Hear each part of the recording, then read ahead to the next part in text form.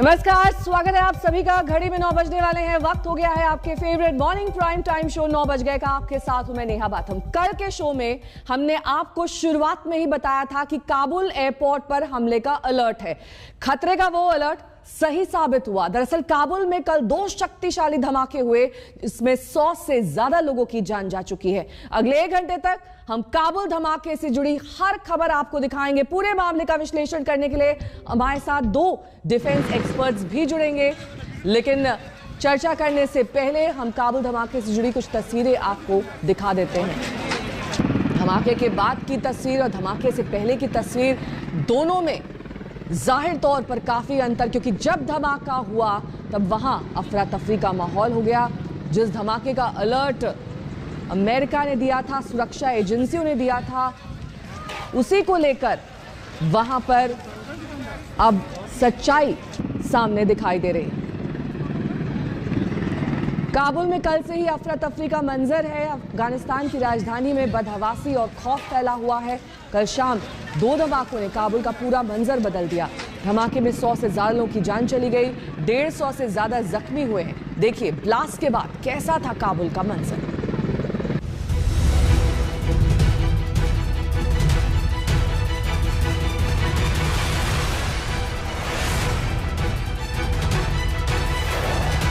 ये दिल को दहला देने वाला मंजर है। नाले में बिखरे हुए शव और जख्मी लोग।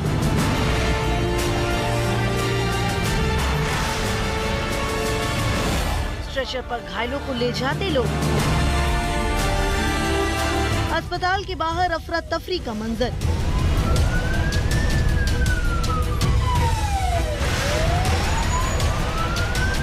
चीख पुकार के बीच एम्बुलेंस के सायरन की कई आवाज।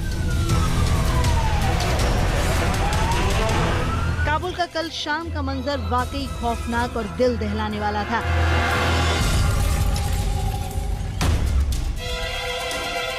काबुल पर तालिबान के कब्जे के 12वें दिन जब हामिद करजई इंटरनेशनल एयरपोर्ट के बाहर लोगों की भीड़ रेस्क्यू ऑपरेशन में अपनी बारी का इंतजार कर रहे थे, तभी एक के बाद एक तेज धमाके ने पूरा मंजर बदल दिया। पहला धमाका भारतीय समय के मुताबिक शाम करीब 7 बजे हुआ, जबकि दूसरा धमाका करीब 50-55 मिनट बाद हुआ। पहला ब्लास्ट बैरन होटल के पास एबी गेट पर हुआ, तो दूसरा एयरपोर्ट के मेन गेट पर। धमाके के बाद काबुल एयरपोर्ट के बाहर का मंजर देखिए। जिस नाले के जरिए लोग एयरपोर्ट पर जाने की कोशिश कर रहे थे, उसी नाले में लोगों के शव पड़े थे। शवों के बीच कई जख्मी भी दर्द से करा रहे थे। ये तस्वीरें आपको विचलित कर सकती हैं। एक चश्मदीद की जुबानी सुनिए धमाके के बाद की कहानी। دفعة انفجار شد، ما از بین او بیرون برآمده بودیم، دیدیم که بسیار مردم بود. همین که انفجار شد هر طرف مردم بود که تید پاشان شدن، مغزایشان باد شدن و همین نیروهای خارجی بودن که وام افتادن، چپه شدن. همون بود که درگیر گریز شدن. ما برآمدیم 400-500 نفر که من دیدم، بسیار قوی انفجار بود که نیمش در بین او افتاد، نیمش در بیرون افتادن و در کراچی انتقال دادیم زخمی‌ها را. کمیال مکمل کل لباسای هم خون پر. चूंकि एयरपोर्ट के बाहर लोगों की भारी भीड़ थी, लिहाजा ब्लास्ट से कितना ज्यादा नुकसान हुआ इसकी कल्पना मुश्किल नहीं। ब्लास्ट के बाद का मंजर देखिए। स्थानीय लोगों और मेडिकल कर्मियों ने तुरंत ढूंढकर जख्मी लोगों को निकालना शुरू किया। तस्वीरें देखिए, एम्बुलेंस से ले जाए जाते जख्मी, व्हीलचेयर पर जख्मी, स्ट्रेचर पर जख्मी, यहाँ तक कि कई जख्मी अपने साथी की मदद से पैदल ही चल पड़े। इस पूरे खौफनाक मंजर के बीच आज तक संवाददाता नवीद सुल्तानी पल पल की रिपोर्टिंग कर रहे थे। Stand here outside the hospital emergency of Kabul. We try to make a report from Kabul emergency. There's a lot of people they're running out of the area, airport area. They're injured and killed, and some guys come here in the hospital. We try to make a report, but unfortunately the Taliban they didn't take a permission to journalists to make a report. Afghanistan की राजधानी काबुल के Hamid Karzai international airport के पास double धमाके में 13 अमेरिकी commando समेत 100 लोगों से ज्यादा की मौत हो गई, जबकि करीब 150 लोग जख्मी हुए हैं। हमले की जिम्मेदारी ISIS ने ली है। बाइडेन भी पहले कह चुके थे कि ISIS का गुरासन गुट कोई बड़ा हमला कर सकता है। A tough day. This evening in Kabul, as you all know, terrorists attacked that we've been talking about and worried about, that the intelligence community has assessed, has undertaken an attack by a group known as ISIS-K. कुछ दिन बाद ही New York पर 9/11 हमले के 20 साल पूरे हो रहे हैं। 9/11 के बाद अमेरिका का ये सबसे बड़ा नुकसान हुआ है, जब काबुल एयरपोर्ट की रखवाली करते हुए उसके 13 मेरीन कमांडो ISIS हमले में मारे गए।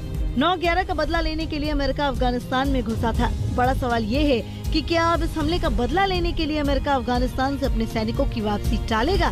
फिलहाल बाइडेन ने ऐसी किसी भी संभावना से इनकार कर दिया है। काबुल से नवीद सुल्तानी के साथ आज तक ब्यूरो।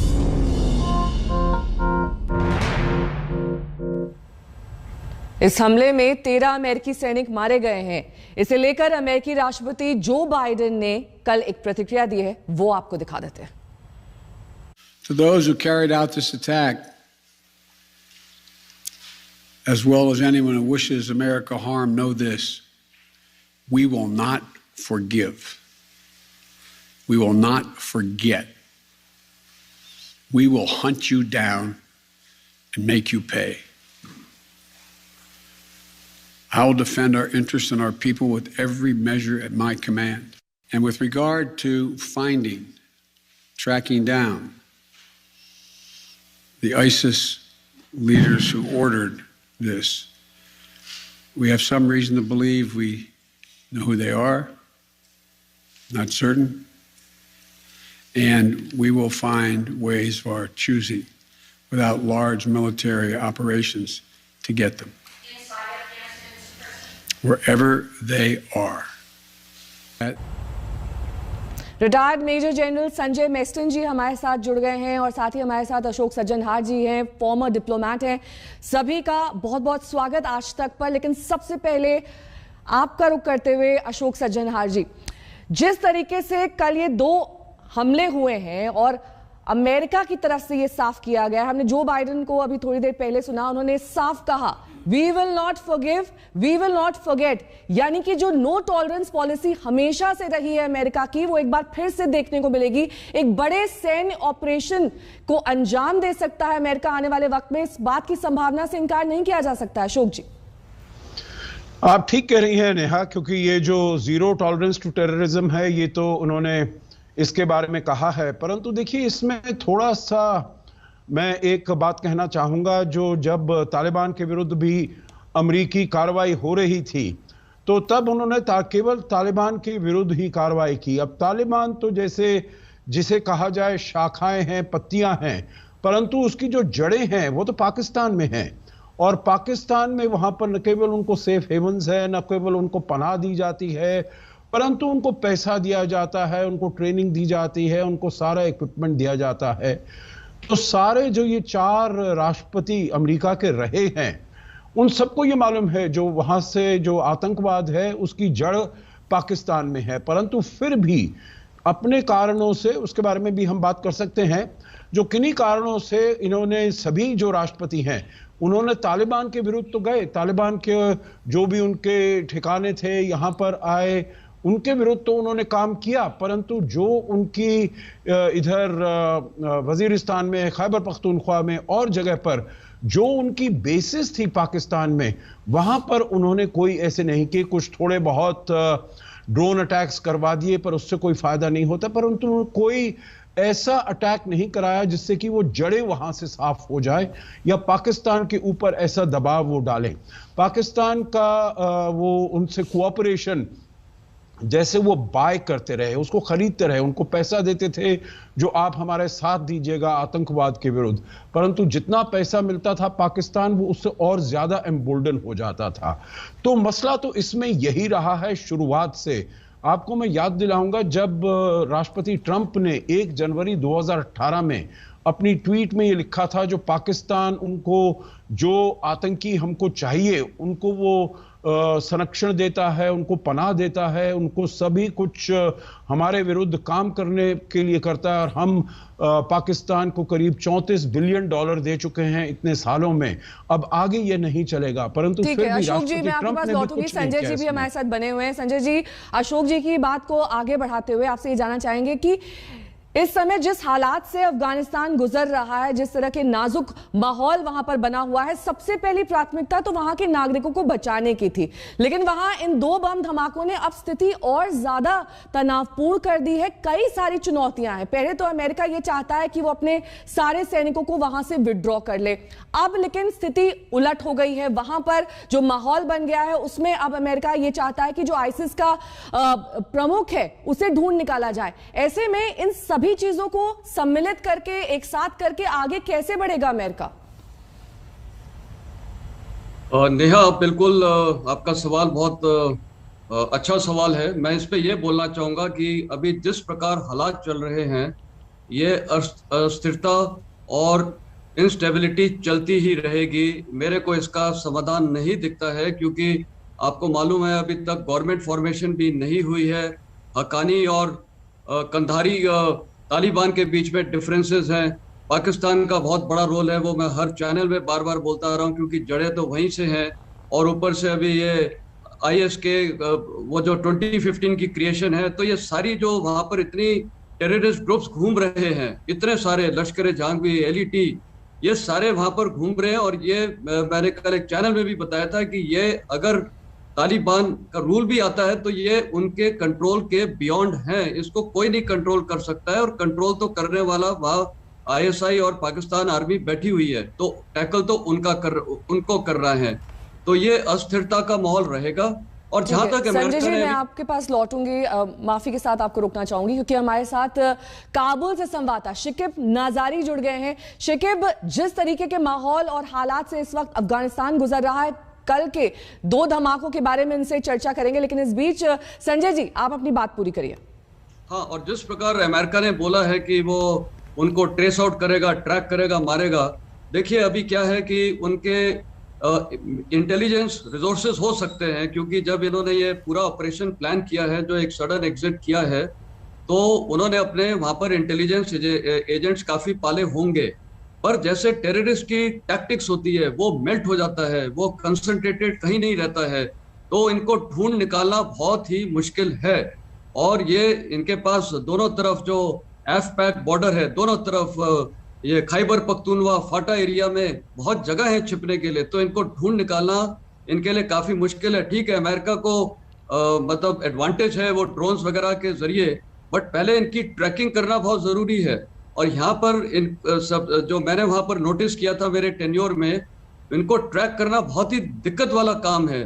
तो मैं तो बल्कि आगे जाके ये बोलूंगा कि शायद अभी अमेरिका के लिए एक मौका है, एक आखिरी मौका, क्योंकि अभी रेजिस्टेंस मूवमेंट चल रहा है पंजशेर वैली में जी। और साथ ही कई पश्तून इलाकों में जैसे नंगरहार, कुनार वगैरह में चल रहा है। तो मेरे ख्याल उनको थोड़ा अगर वहां पर डायरेक्ट या इनडायरेक्ट सपोर्ट दें तो चीजें बदली हो सकती है। नहीं तो American interest all over the world और वेस्टर्न इंटरेस्ट और सारे इंटरेस्ट को टारगेट किया जाएगा, क्योंकि ये जितने ग्रुप्स इतने ऑपरेट कर रहे हैं, इनको कंट्रोल कौन करेगा? पहले तो थी अमेरिकन सेना, नाटो सेना थी, अभी ये तालिबान नहीं कर सकता कंट्रोल। आप ये देखिए, तालिबान ने चेतावनी दी थी, अमेरिकन ने चेतावनी दी थी 2-3 दिन मैं लौटूंगी संजय जी आपके पास। अशोक जी भी हमारे साथ लगातार जुड़े हुए हैं, लेकिन काबुल में धमाके और अफरा तफरी के बीच आज तक लगातार वहां से सीधी रिपोर्ट आपको दिखा रहा है आज तक संवाददाता नवीद सुल्तानी की ये सुपर एक्सक्लूसिव रिपोर्ट देखिए।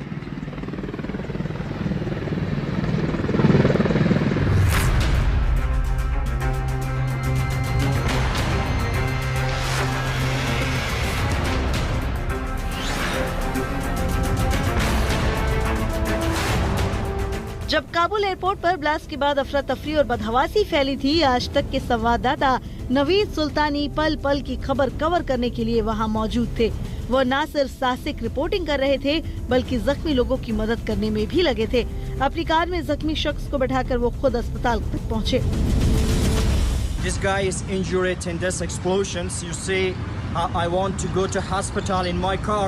This is my car, and this guy is injured in the explosion today in airport area. There is not place for some injured and killed people. I want to travel and displace this injured people to other hospital from emergency of Kabul. Car में बैठे जख्मी शख्स की हालत गंभीर थी, उसे तुरंत इलाज की जरूरत थी और नवीद सुल्तानी रिपोर्टिंग के साथ उसे मदद पहुंचाने के मिशन में भी लगे थे। Look on video, a lot of people injured in that today explosion on airport. Unfortunately, some guys martyred in the outside the airport. They are civilian people, and there are some people disappeared in these explosions. Now you look and see in the video a lot of injured people. They are civilian. They came to a hospital. They're emergency and they don't have a good health. Kabul का emergency अस्पताल जख्मी लोगों के लिए आखिरी उम्मीद बना हुआ है। एयरपोर्ट ब्लास्ट में जख्मी तमाम लोग यहीं लाए गए हैं। We are here outside the emergency hospital. You see in the video a lot of people standing here for our injured and killed. There are a lot of people come here in the hospital. We try to make a best report from Kabul. 15 अगस्त को काबुल पर तालिबान के कब्जे के बाद से ही तमाम खबरों के बीच आज तक मौके से पल पल की रिपोर्टिंग कर रहा है। काबुल एयरपोर्ट हो या काबुल के बाजार, आज तक लगातार काबुल के पल पल बदलते घटनाक्रम को अपने कैमरे में कैद कर रहा है। ब्लास्ट से पहले काबुल एयरपोर्ट के अंदर का ये मंजर देखिए। एक हेलीकॉप्टर टेक ऑफ कर रहा है और रनवे पर लोगों का हुजूम है। एयरपोर्ट की दीवार के पास नाटो सैनिक मुस्तैद हैं। ये तस्वीर काबुल एयरपोर्ट के अंदर और बाहर की अव्यवस्था की कहानी कह रही है। इन तस्वीरों को देखते हुए ऐसी आशंका जताई जा रही थी कि भीड़ और अव्यवस्था का फायदा उठाकर आतंकी कोई बड़ी वारदात कर सकते हैं, और वो हो भी गया। काबुल से नवीद सुल्तानी के साथ आज तक ब्यूरो। अशोक सज्जनहार जी हमारे साथ जुड़े हुए हैं, संजय जी हमारे साथ हैं। अशोक जी, जिस तरह के चीजें यहाँ पर संजय जी ने पॉइंट आउट की, उन्होंने कहा कि जो स्मॉल टेरर ग्रुप्स हैं वो ऐसे में एक्टिव हो जाते हैं, उन्हें ट्रेस कर पाना एक बहुत बड़ी चुनौती होता है। ऐसे में भारत के लिए क्या संकेत हैं? भारत के चश्मे से कैसे कल के इस पूरी वारदात को देखें? देखिए, भारत तो पहले से ही बहुत सचेत है। भारत ने तो पिछले कुछ वर्षों से ये जो तालिबान का वहां पर आना 15 अगस्त को, मेरे विचार से ये हमको कोई इससे अचंभा नहीं हुआ है। हम सोचते थे ये तालिबान आएगा, कुछ महीने बाद आएगा, कुछ महीने पहले आ गया है, तो इसमें हमारे लिए कोई ये कोई ऐसी नई बात नहीं हुई है। और हमने अपनी पूरी तैयारी की हुई है वहां पर जम्मू कश्मीर में, वहां पर, क्योंकि जो यहाँ पर गुट भी हैं, जैसे लश्कर तैयबा है, जैश मोहम्मद है, तालिबान खुद है, वो भी यहाँ पर कुछ भारत के लिए कुछ वहां पर आतंकी वारदात करने के लिए को अंजाम देने के लिए वो जरूर सोच रहे होंगे, पाकिस्तान के साथ वहां पर सोच रहे होंगे। तो हमको जो अपना सिक्योरिटी ग्रिड वहां पर रखना है, काउंटर टेररिज्म ग्रिड रखना है, अपनी इंटेलिजेंस है उसको अच्छी तरीके से बढ़ाकर रखनी है। अब ये बात है जो इनके पास, तालिबान के पास और जैश और लश्कर के पास, जो अमेरिका वहां पर अस्त्र शस्त्र छोड़ गया है, वेपन्स, इक्विपमेंट, एम्युनिशन वगैरह छोड़ गया है, तो उसमें जरूर इनके लिए इजाफा होगा। इनको कुछ मिलेंगी, असॉल्ट राइफल्स मिलेंगी, M4 मिलेंगे, M16 मिलेंगे और कोई नाइट विजन डिवाइसेस वगैरह मिलेंगे, तो उससे उनको फायदा हो सकता है। परंतु हमारी जो सेना है वो भी बिल्कुल पूरे तरीके से वो तैयार है, उनके पास भी सभी मॉडर्न इक्विपमेंट है। तो मेरे विचार से उनके पास कोई इतना ज्यादा एडवांटेज होने वाला नहीं है, परंतु हमको सतर्क रहना तो बिल्कुल सतर्क रहने की जरूरत है। और चर्चा को हम आगे बढ़ाएंगे, इससे पहले रुकेंगे छोटे से ब्रेक के लिए। फौरन होंगे हाजिर कुछ और खबरों के साथ, देखते रहिए आज तक। काबुल सीरियल ब्लास्ट की अपडेट हम आप तक लगातार पहुंचा रहे हैं, लेकिन इस बीच पंजाब की सियासत से जुड़ी एक अहम तस्वीर सामने आ रही है। दरअसल कोरोना काल में लोगों की मदद करने और शोहरत पाने वाले फिल्म अभिनेता सोनू सूद ने दिल्ली के सीएम अरविंद केजरीवाल से मुलाकात की है। पंजाब में विधानसभा चुनाव से पहले ये एक अहम डेवलपमेंट माना जा रहा है। सुशांत मेहरा मेरे सहयोगी इस वक्त तमाम जानकारी के साथ जुड़ गए। सुशांत, अरविंद केजरीवाल की तरफ से या फिर सोनू सूद की तरफ से कुछ कहा गया इस मुलाकात के बारे में? देखिए, फिलहाल अभी मुलाकात जो है वो शुरू हुई है। दिल्ली के मुख्यमंत्री और उप मुख्यमंत्री मनीष सिसोदिया दोनों से सोनू सूद जो है वो मुलाकात कर रहे हैं। पंजाब चुनावों से पहले ये एक मुलाकात एक बहुत अहम मुलाकात मानी जा सकती है। कल भी दिल्ली के मुख्यमंत्री पंजाब के दौरे पे थे और सोनू सूद खुद पंजाब के महुआ से जो है वो बिलोंग करते हैं। कोविड काल में जिस तरीके से उन्होंने काम किया है, उनकी एक अपनी अलग छवि है, उसी के चलते जो है वो आज मुलाकात भी यहाँ पर करने के लिए पहुंचे हैं। और लगातार पंजाब में जिस तरीके की राजनीति गरमाई हुई है, चुनाव नजदीक है, और ऐसे में पंजाब में जब अरविंद केजरीवाल और उनके आम आदमी पार्टी की जो कार्यकर्ता हैं वो भी लगातार ये मांग कर रहे हैं कि सोनू सूद को जो है वहाँ से चुनाव लड़े। लेकिन सोनू सूद ने पहले ही वो कहा था कि वो राजनीति में किसी तरीके का सरोकार जो है वो नहीं रखते। लेकिन हो सकता है इसके कई तरीके के अलग मायने जो है वो सामने आए, क्योंकि उनकी जो सिस्टर हैं उनका भी शायद हो सकता है कि विधानसभा चुनावों के अंदर आम आदमी पार्टी से वो जो है वो चेहरा बन सके। फिलहाल अभी इस पर कुछ भी कहना जल्दबाजी होगा, क्योंकि लगातार पंजाब में इस तरीके की बातें जो है वो सामने आ रही हैं कि सोनू सूद को जो है वो चुनाव लड़ाया जाए। ठीक है, फिलहाल अभी सोनू सूद ने साफ तौर पर चुनावों से साफ तौर पर मना किया है, दरकिनार है। बहुत बहुत शुक्रिया सुशांत इस तमाम जानकारी के लिए आपका। इसी के साथ यहाँ रुकना होगा, छोटे से ब्रेक के लिए। फौरन होंगे हाजिर कुछ और खबरों के साथ। देखते रहिए आज तक।